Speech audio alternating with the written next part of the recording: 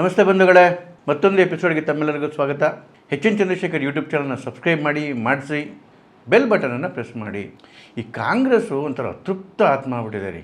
ಸೋತು ಹುಚ್ಚಿಡ್ದುಬಿಟ್ಟಿದೆ ಕಾಂಗ್ರೆಸ್ಗೆ.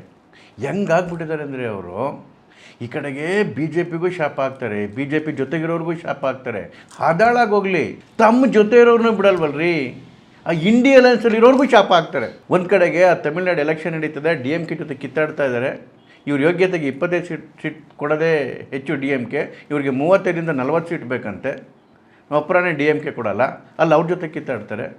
ಇಲ್ಲಿ ಬಂದು ಸಮಾಜವಾದಿ ಪಾರ್ಟಿ ಅಖಿಲೇಶ್ ಜೊತೆ ಕಿತ್ತಾಡ್ತಾರೆ, ಅಲ್ಲಿ ಮಮತಾ ಬ್ಯಾನರ್ಜಿ ಜೊತೆ ಕಿತ್ತಾಡ್ತಾರೆ. ಹೆಂಗಯ್ಯಮ್ಮ ಇಕ್ಕತ್ತಂಗೆ ಇಕ್ಕಿಸ್ಕೊಂಬರ್ತಾರೆ. ಈಗ ನೋಡಿದ್ರೆ ಆ ಕೇಜ್ರಿವಾಲ್ಗೆ ಒಂದು ದೆಹಲಿಯ ಲೋಯರ್ ಕೋರ್ಟು ಲಿಕ್ಕರ್ ಸ್ಕ್ಯಾಮಲ್ಲಿ ನಿರಪರಾಧಿ ಅಂತೇಳಿ ಘೋಷಣೆ ಮಾಡಿಬಿಟ್ಟಿದೆ. ಇಂಡಿ ಅಲಯನ್ಸ್ನ ಪಾರ್ಟ್ನರು ಆಮ್ ಆದ್ಮಿ ಪಾರ್ಟಿ ಕಾಂಗ್ರೆಸ್ಗೆ. ಕಾಂಗ್ರೆಸ್ಸು ಖುಷಿ ಪಡ್ಬೇಕು ತಾನೆ? ಇಲ್ಲ, ಈಗ ಕೇಜ್ರಿವಾಲ್ ಮೇಲೆ ಬೂಗಿ ಬಿಟ್ಬಿಟ್ಟವ್ರೆ. ಎಂತೆಂಥ ಮಾತು ಹೆಂಗೆ ಶಾಪ ಆಗ್ತವ್ರೆ ಕೇಜ್ರಿವಾಲ್ಗೆ ಅವ್ರು ಬಿಡುಗಡೆ ಆಗಿದ್ದಕ್ಕೆ ಅಂತ ಹೇಳಿದ್ರೆ. ಪವನ್ ಖೇರಾ ಹೇಳ್ತಾರೆ, ಈ ಬಿ ಜೆ ಪಿ ಒಂಥರ ವಿಷಸರ್ಪ ಇದ್ದಂಗೆ ಏಜೆನ್ಸಿಗಳನ್ನೆಲ್ಲ ಚೆನ್ನಾಗಿ ಉಪಯೋಗಿಸ್ಕೊಳುತ್ತೆ ಕಾಂಗ್ರೆಸ್ ಮುಕ್ತ ಭಾರತ ಮಾಡೋದಕ್ಕೆ ಅಂತೇಳಿ. ಅಲ್ಲ ರೀ, ಇವರ ಇಂಡಿಯಾ ಅಲಯನ್ಸ್ ಪಾರ್ಟ್ನರು ಇವರ ಕೇಜ್ರಿವಾಲ್ನ ಕೋರ್ಟು ನಿರಪರಾಧಿ ಅಂತ ಘೋಷಣೆ ಮಾಡಿದ್ರೆ ಕಾಂಗ್ರೆಸ್ ಮುಕ್ತ ಭಾರತ ಹೆಂಗಾಗುತ್ತೆ?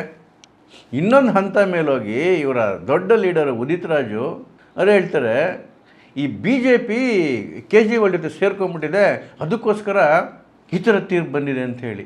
ಇವ್ರಿಗೆ ಕೋರ್ಟ್ ಮೇಲೆ ನಂಬಿಕೆ ಇಲ್ಲ, ನ್ಯಾಯಾಂಗದ ಮೇಲೆ ನಂಬಿಕೆ ಇಲ್ಲ, ಸಂವಿಧಾನದ ಮೇಲೆ ನಂಬಿಕೆ ಇಲ್ಲ. ಏನು ಬಿ ಜೆ ಪಿ ಹೇಳ್ದಂಗೆ ಕೋರ್ಟ್ ಕೇಳುತ್ತಾ? ಕೋರ್ಟ್ ಬಿ ಜೆ ಪಿ ಹೇಳ್ದಂಗೆ ಕೇಳಂಗಿದ್ದಿದ್ರೆ ಬಿ ಜೆ ಪಿ ವಿರುದ್ಧವಾಗಿಯೇ ಅನೇಕ ಜಡ್ಜ್ಮೆಂಟ್ಗಳು ಯಾಕೆ ಬರ್ತವೆ? ನೋಡಿ, ನಾವು ಈ ಥರ ಮಾತಾಡಲೇಬಾರ್ದು ನ್ಯಾಯಾಂಗದ ವಿಚಾರದಲ್ಲಿ. ನ್ಯಾಯಾಂಗ ತನ್ನ ಕೆಲಸ ಮಾಡಿದ್ರಿ. ನೋಡಿ, ಏನು ಲಿಕ್ಕರ್ ಸ್ಕ್ಯಾಮಲ್ಲಿ ಕೇಜ್ರಿವಾಲ್ ಮಾಡಿರೋ ಅನಾಚಾರಗಳು ಜಗತ್ತಿಗೆ ಗೊತ್ತಿರ್ತಕ್ಕಂಥ ಸತ್ಯಗಳು. ಅದರಲ್ಲಿ ಆ ಮನಿ ಟ್ರಯಲ್ ಮೇಲೆ ಇಡಿ ಕೂಡ ಕೇಸನ್ನ ಬುಕ್ ಮಾಡಿದೆ. ಮತ್ತು ಅದೇನು ಭ್ರಷ್ಟಾಚಾರ ನಡೀತಿತ್ತು ಅದಕ್ಕೆ CBI ಕೂಡ ಕೇಸನ್ನ ಫೈಲ್ ಮಾಡಿದೆ. ಈಗ ಲೋಯರ್ ಕೋರ್ಟಿನ ತೀರ್ಪು ಏನು, ರೋಸ್ ಅವೆನ್ಯೂ ಕೋರ್ಟಿನ ತೀರ್ಪು ಏನು ಫೆಬ್ರವರಿ 27ಕ್ಕೆ ಬಂತು ಮೊನ್ನೆ. ಆ ಕೋರ್ಟು ಈ CBI ಏನು ತನಿಖೆ ಮಾಡಿದೆಯಲ್ಲ, ಈ ತನಿಖೆಯಲ್ಲಿ ನ್ಯೂನತೆಗಳಿದೆ ಅಂಥೇಳಿ ಆ ಕೇಸನ್ನು ವಜಾ ಮಾಡಿದೆ. ಈಗ CBI ಹೇಳ್ತದೆ ನಾನು ಹೈಕೋರ್ಟ್ಗೆ ಹೋಗ್ತೀವಿ ಅಂತ ಹೇಳಿ. ಅದು ಸಹಜ, ಕೇಸ್ಗಳಲ್ಲಿ ಕೆಲವು ಕೋರ್ಟಲ್ಲಿ ಸೋಲಾಗುತ್ತೆ ಮತ್ತು ಹೈಯರ್ ಕೋರ್ಟಲ್ಲಿ ಗೆಲುವಾಗುತ್ತೆ.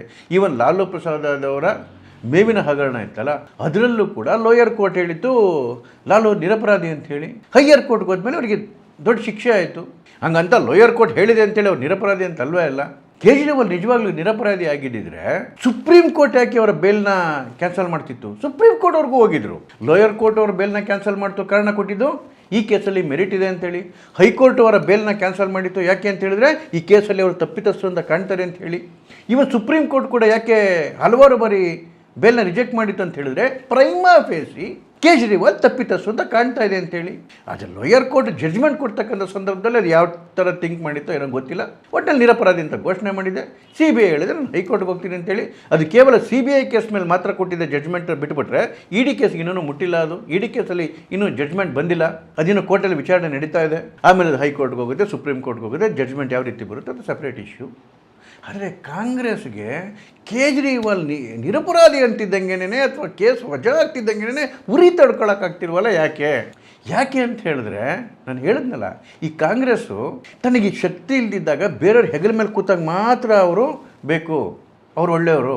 ಎಲ್ಲಿ ತನ್ನ ಶಕ್ತಿ ಇದೆ ಅಲ್ಲೇನಾದರೂ ಅವ್ನು ಬೆಳೀತಾ ಇದ್ದಾನೆ ಅಂತ ಹೇಳಿದ್ರೆ ಅವ್ನ ಕತೆ ಮುಗಿಸ್ಬಿಡ್ಬೇಕು. ನೋಡಿ, ಈ ಕೇಜ್ರಿವಾಲಿಂದ ಏನಾಗಿತ್ತು, 2024 ಏನು ಅಕ್ಟೋಬರ್ 5ನೇ ತಾರೀಕು ಇನ್ನು ಹರಿಯಾಣ ಚುನಾವಣೆ ನಡೀತು. ಆ ಚುನಾವಣೆ ಆ ಸಂದರ್ಭದಲ್ಲಿ ಆ್ಯಕ್ಚುಲಿ ಕೇಜ್ರಿವಾಲ್ ಜೈಲಲ್ಲಿದ್ದರು. ಹರಿಯಾಣದಲ್ಲಿ ಕಂಟೆಸ್ಟ್ ಇದ್ದಿದ್ದು BJP ಮತ್ತು ಕಾಂಗ್ರೆಸ್ಗೆ. ಕಾಂಗ್ರೆಸ್ ಗೆದ್ದೇ ಬಿಡುತ್ತೆ ಅಂತ ವಾತಾವರಣ ನಿರ್ಮಾಣ ಆಗಿಬಿಟ್ಟಿತ್ತು, ಅಥವಾ ಆ ಥರ ವಾತಾವರಣವನ್ನು ಮೀಡಿಯಾಗಳು ತೋರಿಸ್ಬಿಟ್ಟಿದ್ವು. ಕೇಜ್ರಿವಾಲ್ ಭಾಳ ವರ್ಷದಿಂದ ಹರಿಯಾಣದಲ್ಲಿ ಹೆಜ್ಜೆ ಇಡೋದಕ್ಕೆ ಪ್ರಯತ್ನ ಮಾಡ್ತಿದ್ರು. ಯಾಕೆಂದರೆ ಅವರು ಮೂಲತಃ ಹರಿಯಾಣದವರು. ಹಾಗಾಗಿ ಭಾಳ ಪ್ರಯತ್ನ ಮಾಡಿ, ಭಾಳ ಸರ್ಕಸ್ ಮಾಡಿ ಒಂದಷ್ಟು ಪಕ್ಷವನ್ನು ಕಟ್ಟಿದರು. ಹರಿಯಾಣ ಚುನಾವಣೆ ಸಂದರ್ಭದಲ್ಲಿ ಕೇಜ್ರಿವಾಲ್ ಜೈಲಲ್ಲಿದ್ದಕ್ಕೆ ಕಾಂಗ್ರೆಸ್ಗೆ ಒಂಥರ ತೃಪ್ತಿ ಇತ್ತು. ಆಮ್ ಆದ್ಮಿ ಪಾರ್ಟಿಯಿಂದ ನಮಗೆ ತೊಂದರೆ ಬರೋದಿಲ್ಲ ಅಂಥೇಳಿ. ಆದರೆ ಕಾಂಗ್ರೆಸ್ನ ದುರದೃಷ್ಟವಶಾತ್ ಚುನಾವಣೆ ಇನ್ನು 3 ವಾರ ಇರಬೇಕಾದ್ರೆ ಯಾವ ಲಿಕ್ಕರ್ ಕೇಸಲ್ಲಿ ಜೈಲಲ್ಲಿ ಅರೆಸ್ಟ್ ಆಗಿದ್ರು ಆ ಕೇಜ್ರಿವಾಲ್ ಅವರಿಗೆ ಸೆಪ್ಟೆಂಬರ್ 13ನೇ ತಾರೀಕು ಬೇಲ್ ಸಿಕ್ಬಿಡ್ತು. ಅಂದರೆ ಚುನಾವಣೆಗೆ ಕರೆಕ್ಟಾಗಿ ಒಂದು 3 ವಾರ ಮುಂಚೆ ಕೇಜ್ರಿವಾಲು ಹರಿಯಾಣಗೆ ಹೋದರು, ಭಾಳ ಸಭೆಗಳನ್ನ ಮಾಡಿದ್ರು, ಅಲ್ಲಿ ಕಾರ್ಯಕರ್ತನೆಲ್ಲ ತುಂಬಿಸಿದ್ರು. ಕಾಂಗ್ರೆಸ್ಸು ಅಲ್ಲಿ ಸೋಲ್ತು. ಗೆದ್ದೇ ಬಿಡ್ತು, ಅಧಿಕಾರ ಚುಕ್ಕಾಣಿ ಹಿಡಿದೇ ಬಿಡ್ತು ಅಂತ ಎಲ್ಲರೂ ಹೇಳಿದಾಗ, ವಾತಾವರಣವು ಅದೇ ಥರ ಮೇಲ್ನೋಟಕ್ಕೆ ಕಂಡಾಗ, ಅಲ್ಲಾಗಲೇ ಚೀಫ್ ಮಿನಿಸ್ಟರ್ ಆಗಬೇಕು ಅಂತೇಳಿ 3-4 ಜನ ಬಟ್ಟೆ ಹೊಲ್ಸ್ಕೊಂಡು ರೆಡಿಯಾಗಿದ್ದಾಗ ಕಾಂಗ್ರೆಸ್ ಕೆಡದಾಗಿ ಸೋಲ್ತು. BJPಗೆ 48 ಸೀಟ್ ಬಂತು, ಕಾಂಗ್ರೆಸ್ಗೆ ಬಂದಿದ್ದು 37 ಸೀಟು, 11 ಸೀಟ್ ಡಿಫ್ರೆನ್ಸು. BJP 3ನೇ ಬಾರಿ ಅಧಿಕಾರಕ್ಕೆ ಬಂತು. ಕಾಂಗ್ರೆಸ್ಗೆ ಯಾಕೆ ಉರಿ ಅಂತ ಹೇಳಿದರೆ, ನೀವು ಟೋಟಲ್ ವೋಟ್ ಶೇರ್ ತಗೊಂಡಾಗ BJPಗೆ ಬಂದಿದ್ದ ಟೋಟಲ್ ವೋಟ್ ಶೇರು 39.94%, ಕಾಂಗ್ರೆಸ್ಗೆ ಬಂದಿದ್ದು 39.09%, ಕೇವಲ 0.85% ಅಷ್ಟೇ ಡಿಫ್ರೆನ್ಸು, ನಾಟ್ ಈವನ್ 1%. ಈ ಚುನಾವಣೆಯಲ್ಲಿ ಆಮ್ ಆದ್ಮಿ ಪಾರ್ಟಿ 1 ಸೀಟು ಗೆಲ್ಲದೇ ಇದ್ದರೂ ಕೂಡ ಅದಕ್ಕೆ ಬಂದಂತಹ ವೋಟ್ ಪರ್ಸೆಂಟೇಜು 1.79%. ಅಂದರೆ ಕಾಂಗ್ರೆಸ್ ಚಿಂತನೆ ಏನಂತ ಹೇಳಿದ್ರೆ, ಅರವಿಂದ್ ಕೇಜ್ರಿವಾಲ್ ಜೈಲಲ್ಲೇ ಇದ್ದಿದ್ದರೆ ಆ ಪಾರ್ಟಿಗೆ ಅಷ್ಟೊಂದು ಓಟ್ ಬೀಳ್ತಿರ್ಲಿಲ್ಲ, ಅವೆಲ್ಲ ನಂದೇ ಓಟ್ಗಳು, ನಾನು ಗೆದ್ದುಬಿಡ್ತಿದ್ದೆ, ಕೇಜ್ರಿವಾಲಿಂದ ನಾನು ಹರಿಯಾಣ ಕಳ್ಕೊಂಡೆ. ಅದೇ ರೀತಿ ಚಿಂತನೆ ಅವರಿಗೆ. ನಾವು ಗೋವಾದಲ್ಲಿ ಚುನಾವಣೆ ಸೋಲಕ್ಕೆ, ಗುಜರಾತಲ್ಲೂ ಅಷ್ಟು ಹೀನಾಯವಾಗಿ ಸೋಲಕ್ಕೆ ಕೇಜ್ರಿವಾಲೇ ಕಾರಣ. ಸರಿ, ಈಗ ಯಾಕೆ ಉರಿದು ಬೀಳ್ತಾವ್ರೆ ಅಂತ ಹೇಳಿದ್ರೆ, ಯಾವ ಏನು ಲಿಕ್ಕರ್ ಕೇಸ್ ಇದೆ, ಕೇಜ್ರಿವಾಲ್ ಕಳ್ಳ, ಕೇಜ್ರಿವಾಲ್ ಭ್ರಷ್ಟಾಚಾರಿ ಅಂತ ಹೇಳಿ ಒಂದು ಇಮೇಜ್ ಡೆವಲಪ್ ಆಗಿತ್ತು. ಅದರಿಂದ ಏನು ಆಮ್ ಆದ್ಮಿ ಪಾರ್ಟಿಗೆ ದೊಡ್ಡ ಹಿನ್ನೆಲೆ ಆಗಿತ್ತು. ಬರ್ತಕ್ಕಂಥ ದಿನಗಳಲ್ಲಿ ಪಂಜಾಬ್ನ ಎಲೆಕ್ಷನ್ ಇದೆ, ಆ ಪಂಜಾಬಲ್ಲಿರ್ತಕ್ಕಂಥ ಡೈರೆಕ್ಟ್ ರೈವಲ್ ಇರ್ತಕ್ಕಂಥದ್ದು ಆಮ್ ಆದ್ಮಿ ಪಾರ್ಟಿ ಮತ್ತು ಕಾಂಗ್ರೆಸ್ಗೆ. ಹಲವಾರು ಸರ್ವೆಗಳು ಹೇಳ್ತಾ ಇದ್ದಾವೆ ಕಾಂಗ್ರೆಸ್ ಮತ್ತೆ ಅಧಿಕಾರಕ್ಕೆ ಬರುತ್ತೆ ಅಂತೇಳಿ. ಯಾಕೆ ಅಂತ ಹೇಳಿದ್ರೆ, ಒಂದು ಈ ಕೇಜ್ರಿವಾಲ್ಗೆ ಇರ್ತಕ್ಕಂಥ ಕೆಟ್ಟ ಇಮೇಜು, ಅದು ಲಿಕ್ಕರ್ ಕೇಸಲ್ಲಿರ್ತಕ್ಕಂತಹ ಭ್ರಷ್ಟಾಚಾರಿ ಅಂತಕ್ಕಂಥದ್ದು, ಶೀಶ್ ಮಹಲಲ್ಲಿರ್ತಕ್ಕಂಥ ಏನು ಅದೊಂದು ಬ್ಯಾಡ್ ಇಮೇಜು, ಮತ್ತು ಒಟ್ಟು ಆಮ್ ಆದ್ಮಿ ಪಾರ್ಟಿಯ ಪರ್ಫಾರ್ಮೆನ್ಸ್ ಇನ್ ಪಂಜಾಬ್. ಈಗ ಕೋರ್ಟಿಂದ ನಿರಪರಾಧಿ ಅಂತ ಬಿಡುಗಡೆ ಆದಮೇಲೆ ಕೇಜ್ರಿವಾಲ್ಗೆ ಹೊಸ ಶಕ್ತಿ ಬಂದ್ಬಿಡುತ್ತೆ, ಹೊಸ ಹುರುಪಿಂದ ಹೋರಾಟ ಮಾಡ್ತಾರೆ, ಅಲ್ಲಿ ದೊಡ್ಡ ಕಂಟೆಸ್ಟ್ ನಿರ್ಮಾಣ ಆಗುತ್ತೆ. ಅಲ್ಲಿ BJP ಕೂಡ ದೊಡ್ಡ ಮಟ್ಟದ ಒಂದು ಪ್ರಯತ್ನ ಮಾಡಿ 3ನೇ ಶಕ್ತಿಯಾಗಿ ಹೊರಹೊಮ್ಮಿದೆ. ಇದರಿಂದ ತಾನು ಅಧಿಕಾರಕ್ಕೆ ಬರೋಕ್ಕೆ ಸಾಧ್ಯ ಆಗಲ್ವೇನೋ ಅಂತೇಳಿ ಭಯ ಶುರುವಾಗ್ಬಿಟ್ಟಿದೆ ಕಾಂಗ್ರೆಸ್ಗೆ. ಅದನ್ನೇ ಉದಿತ್ ರಾಜ್ ಹೇಳಿದ್ದು.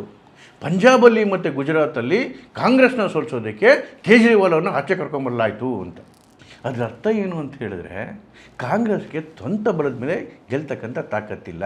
ಯಾರು ವಿರೋಧ ಮಾಡೋರೇ ಇಲ್ದಿದ್ರೆ ಮಾತ್ರ ನಾವು ಗೆಲ್ತೀವಿ, ವಿರೋಧ ಮಾಡೋರಿದ್ರೆ ನಾವು ಗೆಲ್ಲಲ್ಲ. ಅವ್ರು ನಮ್ಮೋರಿರ್ಬೋದು ಅಥವಾ ಅಪೋಸಿಷನಲ್ಲಿರ್ಬೋದು. ಅದಕ್ಕೆ ಕೇಜ್ರಿವಾಲು ಬಾಯಿಗೆ ಬಂದಂಗೆ ಬೈದು ರಿಪ್ಲೈ ಮಾಡಿದ್ರೆ ಅದು ಬೇರೆ ಪ್ರಶ್ನೆ. ಇದು ಕಾಂಗ್ರೆಸ್ನ ಮತ್ತು ಇಂಡಿಯಾ ಅಲೈನ್ಸ್ನ ಪರಿಸ್ಥಿತಿ. ಎಂಥ ಮೂರು ಬಿಟ್ಟವರು ಅನ್ಬೇಕು ಅಂತ ಹೇಳಿದ್ರೆ, ನೋಡಿ, ಅರವಿಂದ್ ಕೇಜ್ರಿವಾಲ್ನ ಜೈಲಿಗೆ ಹಾಕಿದಾಗ ಇದೇ ಕಾಂಗ್ರೆಸ್ಸು ದೊಡ್ಡದಾಗಿ ಪ್ರೊಟೆಸ್ಟ್ ಮಾಡಿ ಸಮಾರಂಭ ಮಾಡ್ತಾರೆ ರಾಹುಲ್ ಗಾಂಧಿ ಅದರ ವಿರುದ್ಧವಾಗಿ, ಅವರ ಜೈಲಿಗೆ ಹಾಕಿ ತಪ್ಪು ಅಂತೇಳಿ. ಈಗ ಕೋರ್ಟ್ ಅವ್ರನ್ನ ನಿರಪರಾಧಿ ಅಂತ ಬಿಡುಗಡೆ ಮಾಡಿದ್ರೆ ಮತ್ತೆ ತಿರ್ಗಾ ದೊಡ್ಡದಾಗಿ ಕಾಂಗ್ರೆಸ್ ಮಾತಾಡುತ್ತೆ ಅವ್ರನ್ನ ಬಿಡುಗಡೆ ಮಾಡಿ ತಪ್ಪು ಅಂತೇಳಿ. ಈ ಎಡಬಿಡಗಿ ಬುದ್ಧಿ ಯಾವತ್ತೇ ಬಿಡುತ್ತೆ ಕಾಂಗ್ರೆಸ್ಸು. ಇಂಥ ಕಾಂಗ್ರೆಸ್ ನೆಚ್ಕೊಂಡೋಗಿರ್ತಕ್ಕಂಥ ಇಂಡಿಯಾ ಅಲಯನ್ಸ್ಗಳಿಗೆ, ಆ ಪಕ್ಷದ ಕಾರ್ಯಕರ್ತರುಗಳಿಗೆ ಆ ದೇವರೇ ಕಾಪಾಡಬೇಕು. ನಮಸ್ಕಾರ.